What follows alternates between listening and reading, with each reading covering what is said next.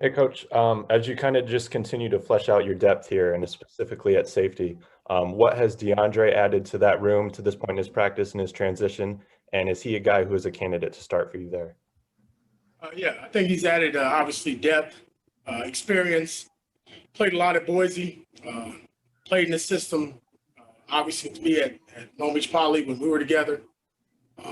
And just like all the other players, he's creating a great opportunity for himself. Great opportunity for us as a defense to play with multiple different packages and different groups of guys playing together. I would think and consider, and I think we all would, that he'll be in the mix with those guys rotating. Does he start or not? That depends on the game and the practice week, like it does every week for everybody.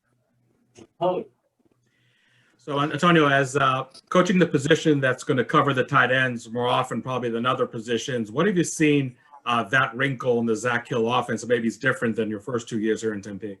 Yeah, no dummy routes. They're live. They're throwing them the ball. So you better stick your guy.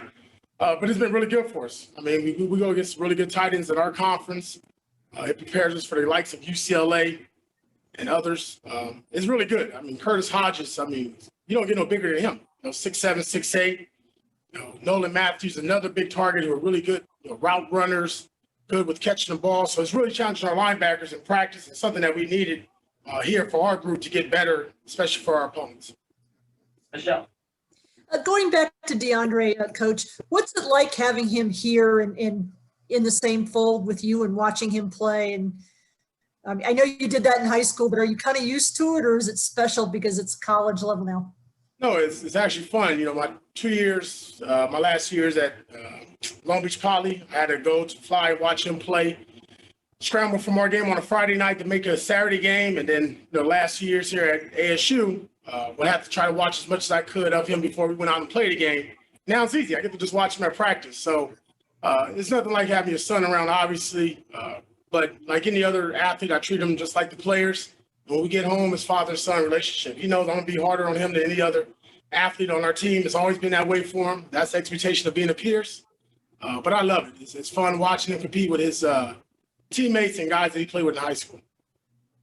Michael.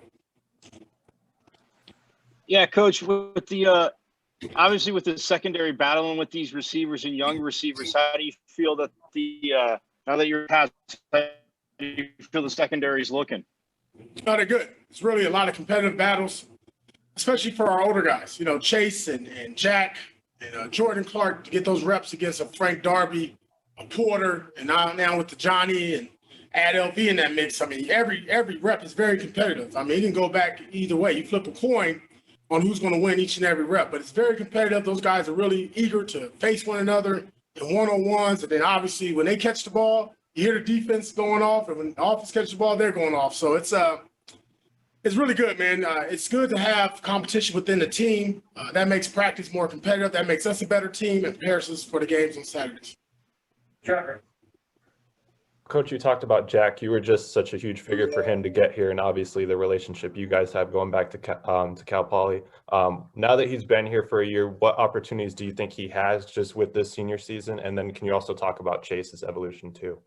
Yeah, I think it's a great opportunity for Jack to showcase who he is. We saw the shell of Jackie Jones last year, 158 pounds wet when he walked in the building, pretty much injured the first 6 weeks of the season. Nobody really saw who he is. And I think now, as we watch practice, as you see him compete, as you see him 30 minutes prior to practice, warming up, catching punts, working on his footwork, just kind of perfecting his craft, really taking that step to the next stage of his career where we want to see him be that all-conference, all-American type player. And that's rubbed off on Chase Lucas. Chase is now a 4-year starter here at ASU, hometown hero. And they kind of feed off of one another. I know they've talked to you about it, but when one guy makes a play, the other guy's yelling, hey, it's your turn. What you going to do? And it makes it really good, not just for them two, but for our whole unit and our defense as a whole. Oh. AP, I know that Herm talked a few days ago that he really wants, by the end of this week, to establish the 2 deep, both on offense and on defense for that matter. If you're just looking at the starters on defense, would it be fair to say that maybe defensive end is maybe the only position that you might have some question marks, but the 2 interior positions, back 7 is pretty much set in stone as far as starters?